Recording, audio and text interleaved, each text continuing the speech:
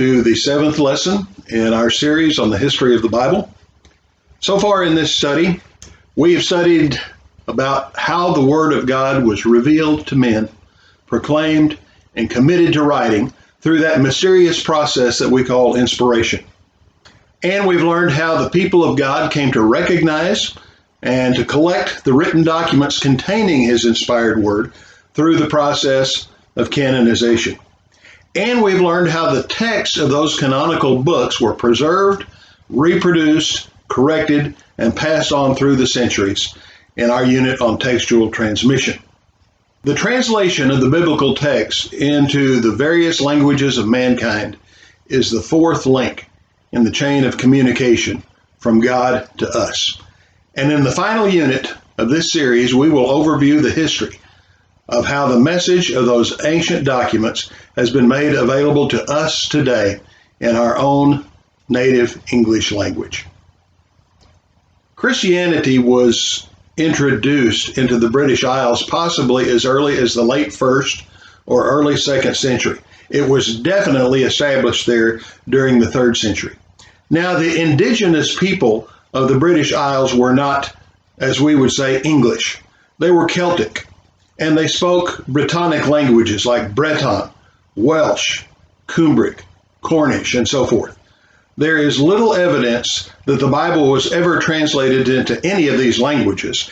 And even if it had, that would lie outside the purview of our study of the Bible in English, because these were not English languages, and the Bretons were not, strictly speaking, English people. This earliest period of British Christianity, therefore, has no bearing on the development of the English Bible. It's the language of the Angles and the Saxons and the Jutes, those Germanic tribes that invaded and settled the British Isles in the 5th and 6th centuries AD, that has come to be known to us today as Anglo-Saxon or Old English. This was the beginning of the English language proper. Anglo-Saxon England was divided into a number of independent and often warring kingdoms, and each of those developed its own distinct dialect of the Anglo-Saxon tongue. And some of those dialects come into play when we're studying the history of the Bible in English. The Old English period lasted from about 450 to 1100. Now, the Norman invasion of 1066, along with the earlier incursions of certain Scandinavian tribes, resulted in the introduction of foreign linguistic influences into the Old Anglo-Saxon language. And that resulted in the transition to what we call Middle English. The Middle English period spanned from about 1100 to 1500. Some of the greatest classic literature in the English language comes from this period, including the works of Geoffrey Chaucer, who lived from 1340 to 1400. Chaucer, of course, was the author of the famous Canterbury Tales, which many of us had to waddle through when we were in high school or college. It was during that same period that an Englishman named John Wycliffe, who lived from 1330 to 1384, produced the first complete translation of the Bible into English. In fact, the Canterbury Tales and the translation of the Bible into English seem to have been two distinctive forms of protest against a dismally corrupt culture that existed in the English church at about this time. We'll talk more about that later on. Then the transition to modern English came about, and that was strictly a linguistic phenomenon rather than the result of external political forces. Between 1200 and 1600, a major change in the pronunciation of vowel sounds took place, beginning primarily in the southern part of England, and this phenomenon is called the Great Vowel Shift by linguistic scholars today. Now, no satisfactory explanation for this rather sudden and dramatic transition has ever been offered, but it constituted the decisive leap from Middle English to Modern English. And this background makes for a more meaningful study of the English translation of the Bible. The Old English period saw the translation of significant portions of the historical narrative of the Bible, along with the book of Psalms, into the native language of the Anglo-Saxon people. Now, none of these translations were made from the original Hebrew or Greek. They were all translated from the predominant Latin. And very few of these translations would have actually been read by the common people. They were almost universally illiterate. Rather, these translations were produced for the benefit of the teaching clergy. But the Anglo-Saxon church produced some of the most brilliant scholars in all of medieval European Christianity. And we are going to get briefly acquainted with some of them in the first part of this lesson. The first individual we'll meet was named Caedmon. He lived from about 657 to 684. Now, Caedmon was not an educated scholar. He was not an ordained clergyman. For most of his life, he took care of the animals at an abbey. But he also happened to be a gifted poet. He is the earliest English poet we know whose name has been preserved to history, and his poetry is said to have been exclusively religious. Now, although his only surviving work is one single hymn, his literary output is said to have included translations and paraphrases from both the Old and the New Testaments. Included in that was the full story from the book of Genesis, the narrative sections of the book of Exodus, the birth narrative of Jesus, and the passion narrative, the death, the burial, the resurrection, and the ascension of Jesus. Caedmon's works were memorized and disseminated throughout Britain, and these poems and songs became the popularized people's Bible of the day. They were used to communicate the message of the scriptures to an illiterate people during the Old English period, in much the same way that we use songs and stories today to teach the Bible to very young children in our Bible classes. Caedmon's life and his poetic ministry are memorialized today in the name of the contemporary Christian band Caedmon's Call. Another individual we want to visit with is named Aldhelm. He lived from about 640 to 709. He was the leader of an abbey in the English town of Malmesbury, and late in his life he became the bishop of Sherborne. Now, Aldhelm was a true first-class scholar and writer. His reputation reached all the way to Rome itself. His scholarly writings became the standard school text in the monastic schools throughout the Anglo-Saxon period. And his translation of the Psalms, which was completed shortly after AD 700, was the first straightforward translation of portions of the Bible into Old English. In other words, rather than being poems and songs like Caedmon's work, this was a straight translation.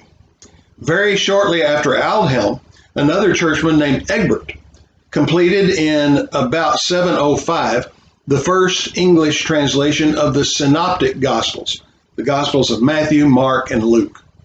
And then another monk named Bede, who lived from 673 to 735, was one of the most renowned scholars in Europe during his day, and is forever known in English history as the Venerable Bede.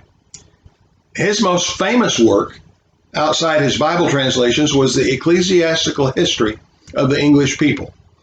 This work gained him the title, the Father of English History. And it's only through Bede's history that we even know about the lives of people like Caedmon and Egbert.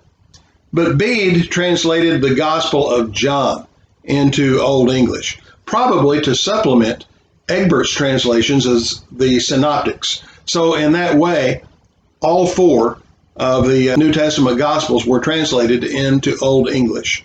Bede supposedly finished his translation project within an hour of his death. Next, we want to meet Aldred. He was a 10th century priest, and he introduced a new element into the history of the English Bible.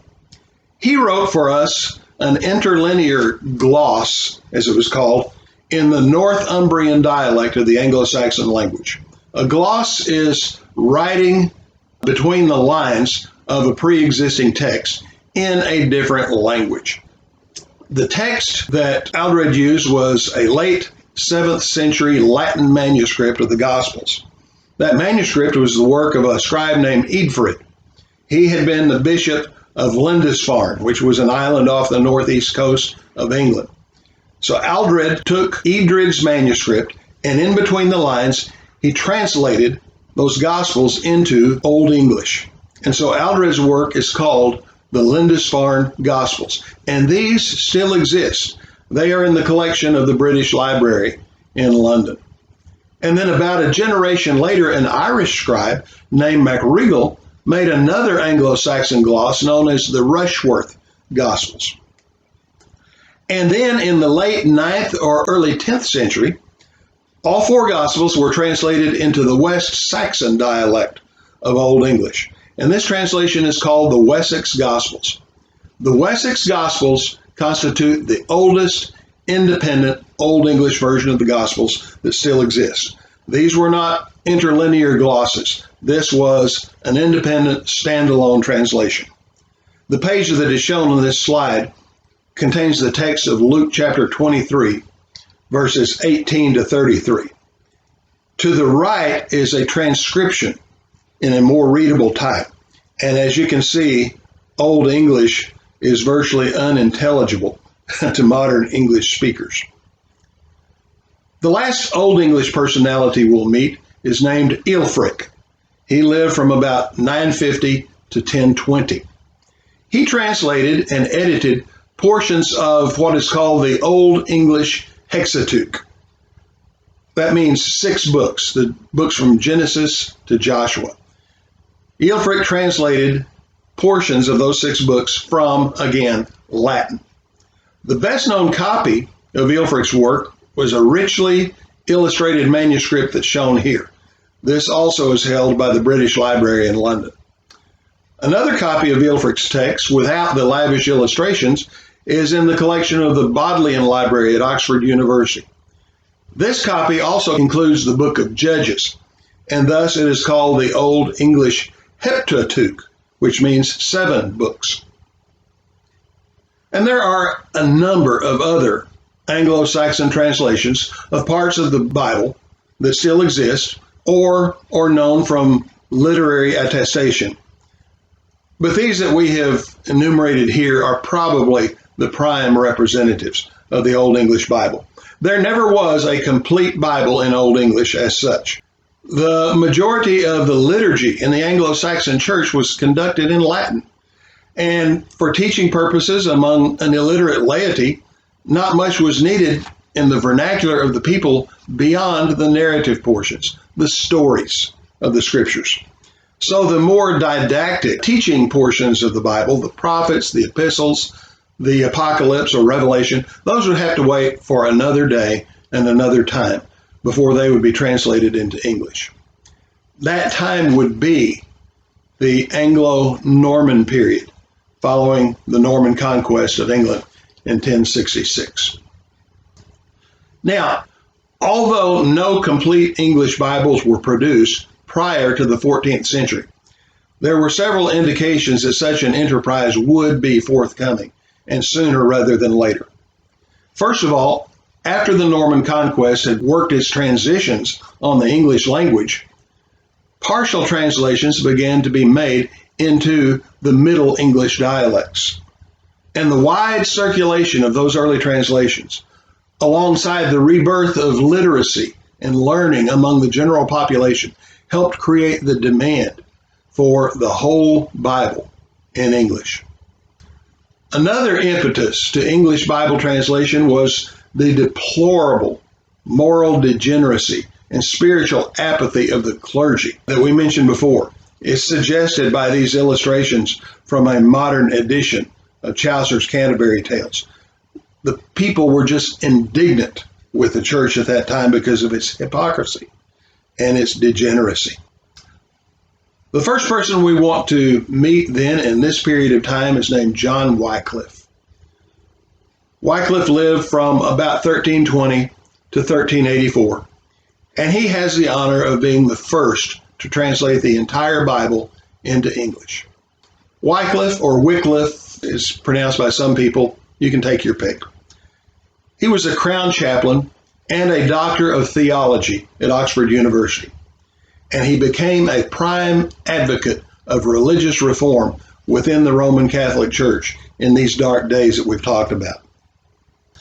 Wycliffe was the leader of a pre-Protestant movement known as Lollardism, and that continued to be an active force until the English Reformation of the 16th century.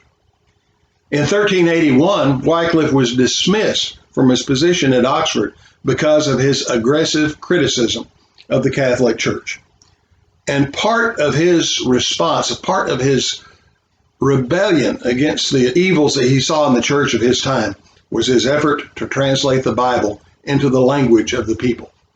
Now, Wycliffe's translations were not of the greatest quality.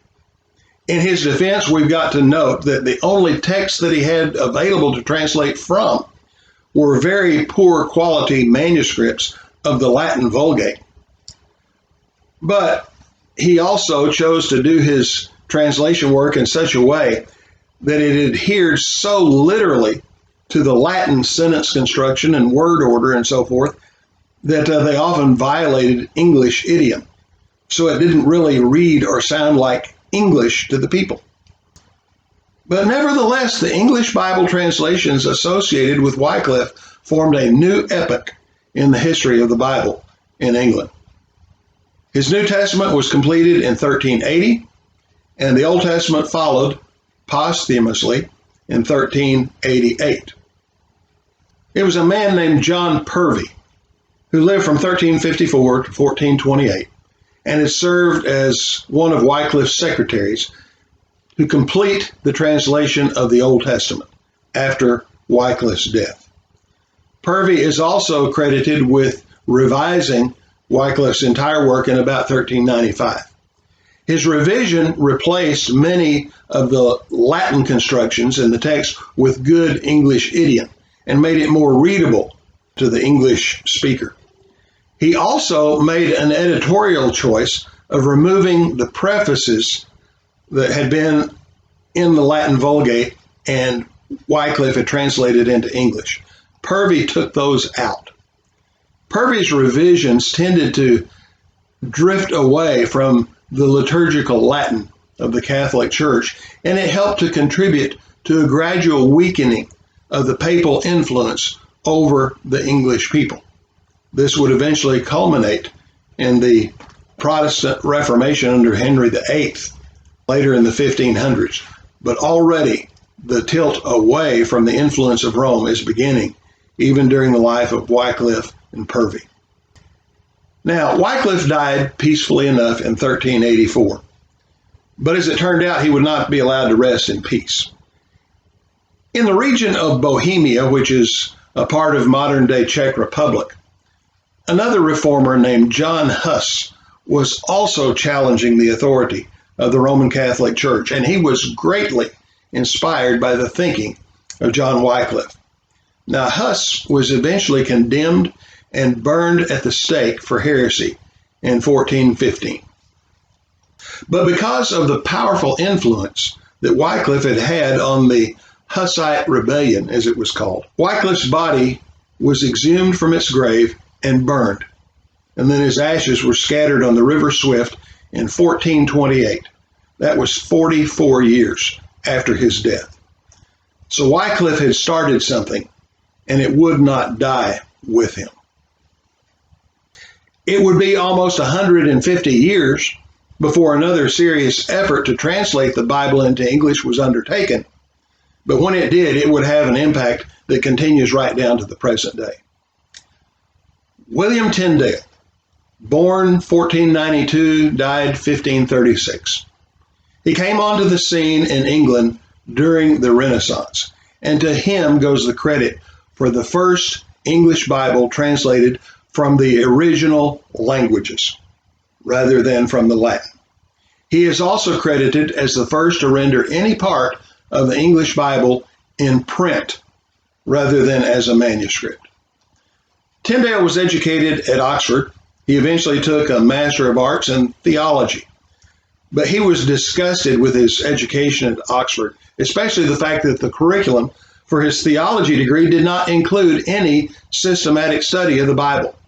Later in his life, he complained, They have ordained that no man shall look upon the Scripture until he be nozzled in heathen learning 8 or 9 years, and armed with false principles, with which he is clean shut out of the understanding of the Scripture. Tyndale has been described by someone else as a man of sufficient scholarship to work from Hebrew and Greek, with genius to fashion a fitting English idiom, and faith and courage to persist whatever it cost him. And it would cost him his life. The religious ferment caused by Wycliffe's Bible led to the imposition of the death penalty for anyone found in unlicensed possession of the Bible in English, although translations were readily available in all the other major European languages. But Tyndale, like Wycliffe before him, was a reformer at heart, and he was not one to be deterred by anyone else's threats. While he was still at work on his translations, he became involved in a dispute with a clergyman who declared that Englishmen had better be without God's law than without the Pope's. And Tyndale is supposed to have replied, "I defy the Pope and all his laws. If God spares my life, ere many years I will cause the boy that driveth the plow to know more of the Scriptures than thou dost." So that was his attitude. That was his goal, to put the Bible in the hands of the common people. After unsuccessful attempts to do his translation work in England, Tyndale fled to the European continent in 1524. Despite further difficulties, his New Testament was printed in Cologne in February of 1526. That was followed by a translation of the Pentateuch in 1530 and the Book of Jonah in 1531. His work had to be smuggled into England, where it began circulating despite opposition and condemnation from King Henry VIII and the Catholic establishment. In 1534, Tyndale, still working under constant threat of exposure, published a revision of Genesis, and in 1535 came out what he called his diligently corrected revision of the New Testament. And it was shortly after the completion of these revisions that he was betrayed and kidnapped in Antwerp and imprisoned in the fortress of Vilvoorde in Belgium. Now, even while in prison, Tyndale continued his work on the translation of the Old Testament, but he didn't live to see it through to completion. It had to be finished by other men. In August of 1536, Tyndale was tried for heresy and found guilty before a church court. And on October 6th, he was strangled to death, and then his body burned at the stake. And legend holds that his last words were, "Lord, open the King of England's eyes." And as we shall see, that prayer was answered. Tyndale's assistant and his proofreader at Antwerp became the key individual behind the publication of the first complete English Bible in print.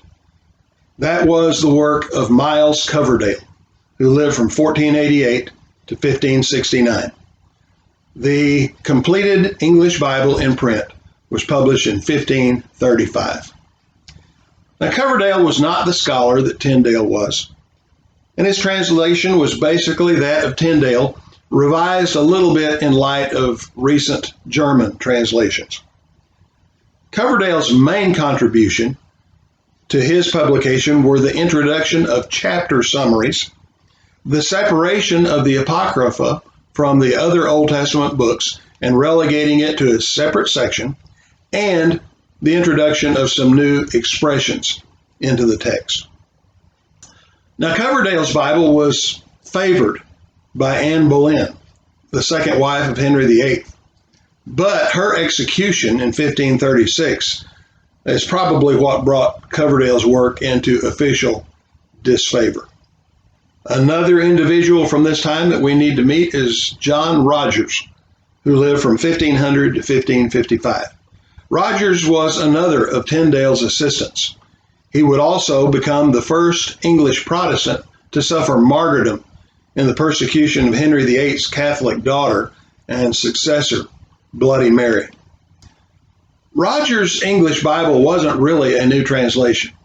Rather, he merely combined the Tyndale, Coverdale Old Testaments with the 1535 revision of Tyndale's New Testament, and then he added some extensive notes and references. But he was unwilling to associate his own name with work that was essentially the work of other people. So he used a pen name, and that name was Thomas Matthew. And the Bible that he published came to be called the Matthew's Bible. It appeared in 1537, and it was published, remarkably enough, with the consent of the crown. And this is within 1 year of Tyndale's death. However, conservatives in the Church of England were offended by the Tyndale roots of Rogers' version, as well as by his notes and his references, and it never really gained wide acceptance among the English people, and especially in the English church. A fourth English version in the Tyndale tradition that we need to mention was that of Richard Taverner. Taverner was a lawyer who was well educated in Greek, and he revised the Matthew's Bible in 1539, and in many ways it was a marked improvement. But even Taverner's Bible was soon eclipsed by other efforts, and it had little influence on the subsequent English Bible translations. The next stage in the process came about when Tyndale's prayer was answered and God opened the King of England's eyes, so to speak. Eventually, Henry VIII and the episcopacy of the Church of England realized that if they cannot stem the demand for English translations of the Bible, they might as well co-opt that demand. And so a number of new English translations appeared within the first 40 years following Tyndale's martyrdom. And all of these enjoyed either official or tacit approval of the church and the crown. The first one we want to look at is called the Great Bible. It was published in 1539. It derived its name from its large size. It was a folio book, measured about 12 inches wide by 19 inches long. And it was translated under the direction of Tyndale's assistant, Miles Coverdale. It was the first English Bible authorized by Henry VIII and the Anglican Church for public reading and worship services. Now, in essence, the Great Bible was a revision of John Rogers' revision of Tyndale's Bible. So it's a third generation revision. And so, ironically, the Tyndale tradition of the English Bible, which had cost William Tyndale his life, became the authorized Bible of the Church of England, who had killed him.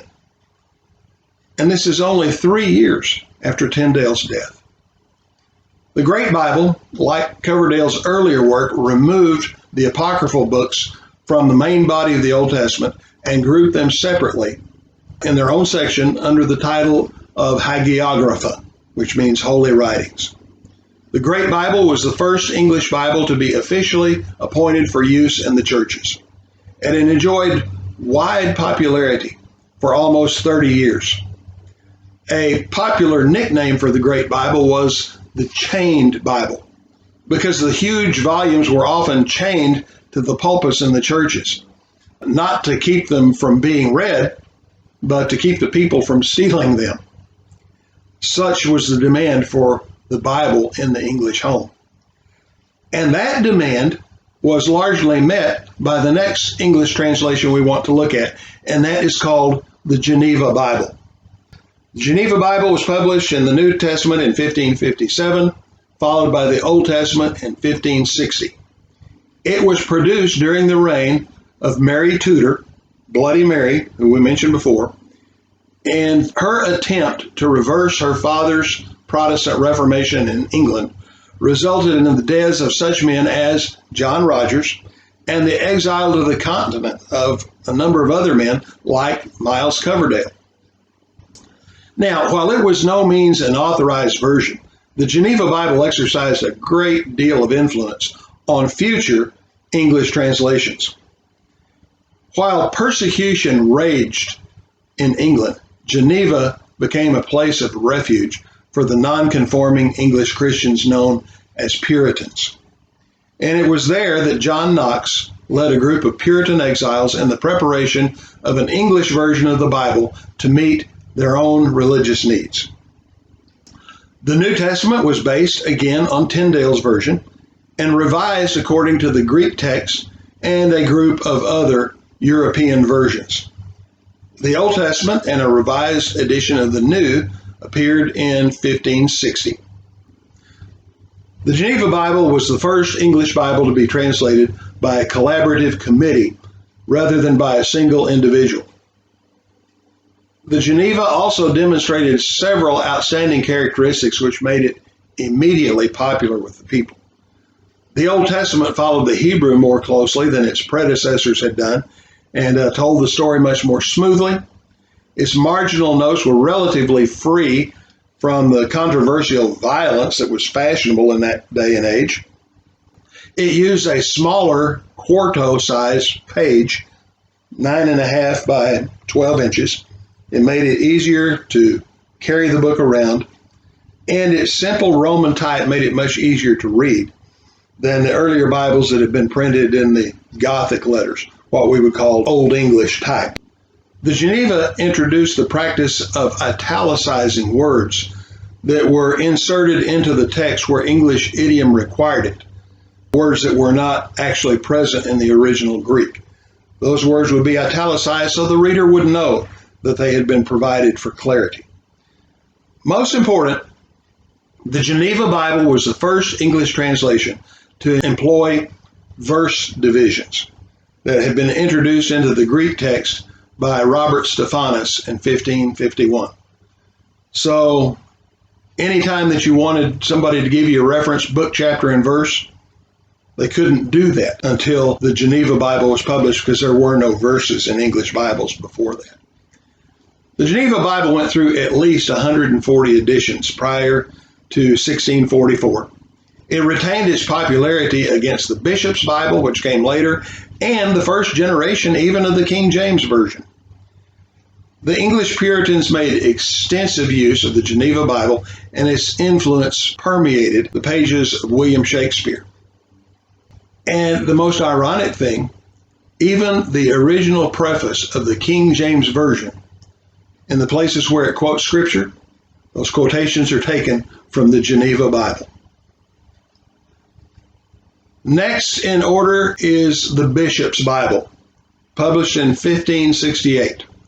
This is a revision of the Great Bible and it's an attempt by Anglican church leaders to win back the reading public's loyalty from the Geneva Bible. The name reflects the fact that most of the translators were bishops, and their goal was to produce a dignified and safe version for public reading, an improvement in scholarship over the Great Bible, and a less radical style than the Geneva Bible, while at the same time being willing to learn from the Geneva Bible. A unique feature of the Bishop's Bible was its beautiful illustrations. And the translators of the Bishop's Bible were better Hebrew and Greek scholars than those of the Great Bible, and it was a superior translation. Many of their innovations were carried over into the Reims Douay Catholic translation and even into the King James Version. And had the Bishop's Bible appeared prior to 1557, it would have been the best English translation that had appeared to date. But however, even with the strong support given by the Anglican Convocation of Canterbury in 1571, the Bishop's Bible could not overcome the insurmountable disadvantage of being introduced after a superior translation was already in circulation, and that was the Geneva Bible. So although the Bishop's Bible was the translation generally found in English churches from 1568 to 1611, the Geneva Bible was still the Bible that would be found in English homes. No further editions of the Bishop's Bible were printed after 1606. And although the Bishop's Bible was not a work of high merit in itself, it did become the official basis for the revision of 1611 that we now know as the King James Bible. So in this lesson, we have hurriedly surveyed the history of the English Bible translation from the Anglo-Saxon or Old English period through the Middle English and really up into the early modern English period. In our 8th and final lesson next week, we will continue our survey of the translation of the Bible into modern English, right up to the huge variety of English translations available to us today. And I hope you'll be back with us next week for that study. God bless you, and have a great week.